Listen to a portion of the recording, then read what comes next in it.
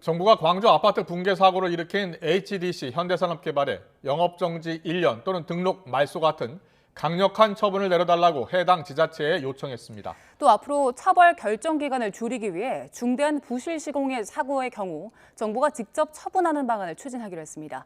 조태현 기자의 보도입니다. 노동자 6명이 숨지고 1명이 다친 광주 아파트 붕괴 참사. 설계를 무단으로 변경했고 콘크리트 품질은 엉망이었는데 감리는 제대로 이루어지지 않은 말 그대로 총체적인 난국이었습니다. 조사 결과를 받아든 정부는 이번 참사를 부실 시공에 따른 중대한 사고로 규정했습니다. 이에 따라 원도급사인 HDC 현대산업개발 등에 가장 엄중한 처벌을 내려달라고 관할 지자체에 요청했습니다.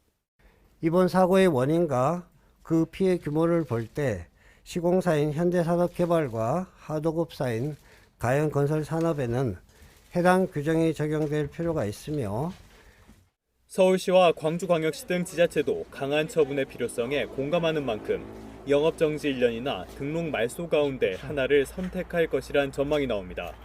다만 청문 절차 등을 감안하면 실제 처분 결론을 내릴 때까지 6개월쯤 걸릴 것으로 보입니다. 일반적으로 지방자치단체는 재판 결과를 바탕으로 최종 판단하는 경향이 짙어 처분까지 시간이 오래 걸린다는 지적에도 정부가 답변을 내놨습니다.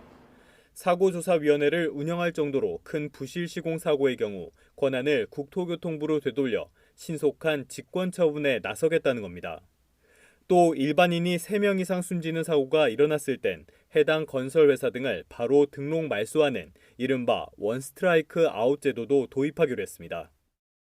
다시는 건설 현장에서 무고한 시민과 근로자들이 안타깝게 희생되지 않도록 하고 국민들께서도 더는 건설 현장에 불안감을 느끼지 않도록 건설 안전 강화에 모든 역량을 집중하겠습니다.